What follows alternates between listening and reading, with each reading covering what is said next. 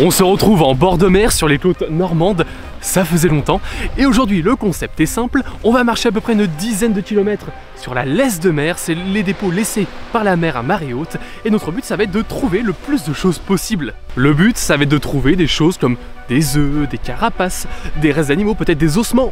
On va voir tout ça et j'ai assez hâte parce que là, on a de quoi faire. Et là pour commencer, on a déjà les restes d'un animal assez connu, mais qui est très impressionnant. Et là-bas, justement, on a sûrement un autre bout de cet animal. En vue de la couleur et de la taille, vous avez sûrement deviné, il s'agit des restes d'une araignée de mer. Et je pense qu'en fait on a deux individus différents.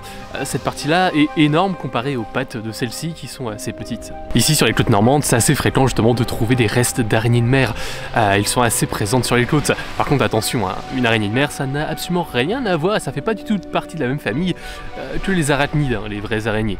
Là c'est le Théo du futur, on est au montage et je me rends compte que la grosse partie là qu'on a trouvée, celle-là que je vous montre et que j'ai dit que c'était une araignée de mer, et ben en fait ça ressemble énormément à une langouste. Les pattes ressemblaient bel et bien à celles d'une araignée de mer, par contre la grosse partie, elle doit appartenir, voilà, ça va être cette partie-là, à une langouste. N'hésitez pas à me dire en commentaire ce que vous en pensez.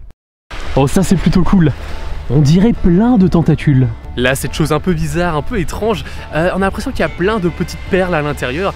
Et bah chacune de ces perles, c'est un œuf. En fait, ça c'est une ponte de calamar. Ils sont entourés d'une substance gélatineuse qui leur permet de résister en dehors de l'eau. Ça fait souvent ça avec les pontes de calamar, la marée les apporte à marée haute, puis quand elle redescend, ils repartent avec, et à marée haute, ils reviennent à un autre endroit de la plage. On vient de découvrir, entre guillemets, un œuf de requin, une capsule. En vous baladant en bord de mer, vous êtes peut-être déjà tombé dessus.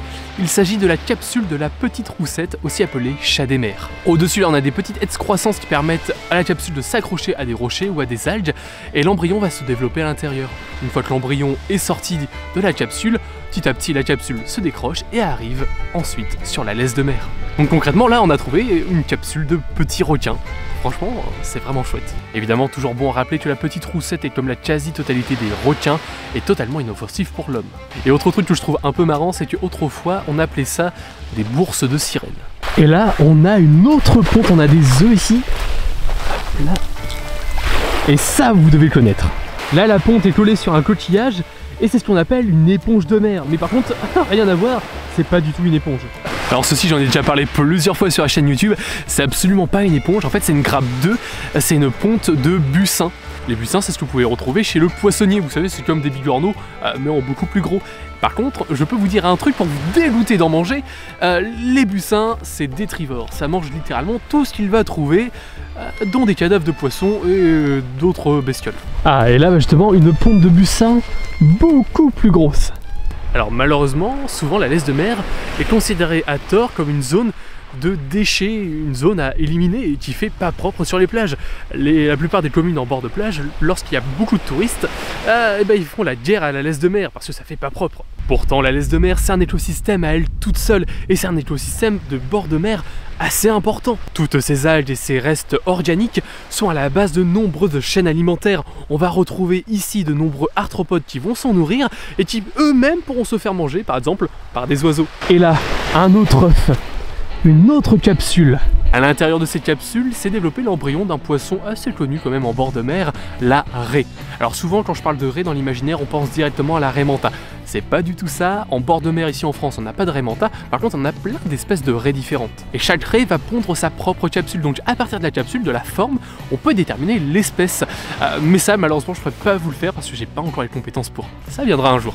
Là mon but c'était de faire plusieurs kilomètres à pied pour essayer de trouver le plus de choses possible. Tout ce que je viens de vous montrer là, ça s'est fait en à peine 200 mètres. Voilà, j'ai passé déjà 1 heure en faisant que 200 mètres, mais il y a tellement de choses à voir, c'est ultra intéressant. Et encore, je vous montre pas tout, il y a tellement d'autres petits restes de bestioles que je ne connais pas, donc j'ai pas envie de dire de bêtises, mais aussi il y a tellement d'algues différentes. Clairement, les algues, il y a plein de choses intéressantes à dire sur les algues, mais pour l'instant, je m'y connais pas assez. Et ici, une étrille, quasi entière.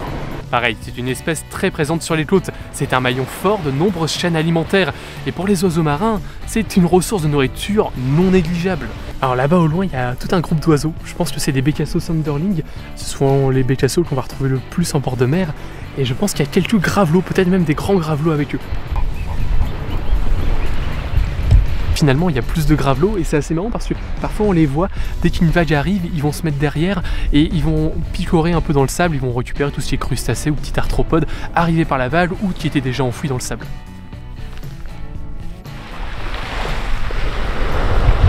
Là, on a une grosse pince d'un animal assez convoité. Cette pince appartient à un animal que vous connaissez, le homard. C'est toujours impressionnant d'en trouver une. Alors évidemment, il peut y en avoir des bien plus grosses, mais c'est déjà sympa. Sachant que les individus beaucoup plus gros se font très rares à cause de la pêche, de la surpêche. C'est un animal très prisé.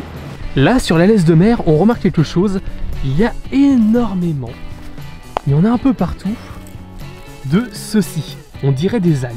Alors, il ne s'agit pas du tout d'une algue, mais d'un bryozoaire. C'est un regroupement de plusieurs milliers de petits animaux. Enfin, c'était parce que là, c'est clairement Caput. En zoomant, on remarque qu'il y a plein de petits points. Chacun des points est une loge dans laquelle vivait un petit animal nommé Zoïde. Et ça, des restes de bryozoaires, en regardant bien, on en a énormément sur la plage. La prochaine fois que vous vous baladez, faites bien attention, vous en trouverez sûrement. Et là, oh là, ça c'est tellement commun. Ah, la trace des plus gros écologistes de France. Donc voilà, petite cartouche de chasse, là-bas plus loin dans les dunes, des gabions, parce que oui, dans un monde où les populations d'oiseaux sont en train de s'écrouler, les chasser, c'est toujours autorisé. Après 1h30 de marche, on est passé du sable au galet, et juste là, un os de sèche, même si c'est pas du tout un os. Voici le fameux os de sèche, de son autre nom, le sépion. Et en réalité, il s'agit d'une coquille, d'une pseudo-coquille interne. La plupart des mollusques vont avoir une coquille externe, comme l'huître, la moule, le bigorneau par exemple. Sauf que la sèche, elle, sa coquille, enfin sa pseudo-coquille, va être interne. Et là, un peu plus loin, à nouveau la pince d'un homard européen, mais cette fois-ci un peu plus petite. Là, je viens de tomber sur un os, mais littéralement. Mélangé dans les algues, un drôle d'os. C'est encore le Théo du futur et concernant cet os, au début je pensais qu'il s'agissait d'un bréchet, un bréchet d'oiseau marin. J'y étais presque, il s'agissait en fait de l'arrière de l'oiseau. On a découvert cette partie-ci. Et en me baladant en bord de mer, je suis déjà tombé plusieurs fois dessus. Et c'est tout à fait normal. Ici il y a pas mal de mouettes, de goélands, et évidemment certains individus vont mourir, et donc on retrouvera ce type d'os assez régulièrement sur les plages. Donc voilà, on arrive à la fin de cette vidéo, merci à tous d'avoir regardé, n'hésitez pas à me dire en commentaire ce que vous en pensez, franchement voilà, c'était un petit concept très tranquillou à l'ancienne. Je remercie aussi les premiers tipeurs pour leur soutien, car voilà, j'essaye petit à petit de vivre de ma passion, clairement avec YouTube, je peux pas en vivre, et je remercie donc énormément les premiers tipeurs qui me permettront peut-être un jour de vivre de ça. D'ailleurs, j'ai aussi lancé une boutique de livres naturalistes, le lien est en description, je rajouterai quelques petits produits de temps en temps. Quant à nous, eh bien, on se retrouve pour de prochaines découvertes, que ce soit en forêt ou en bord de mer. Merci à tous d'avoir regardé. Allez, salut!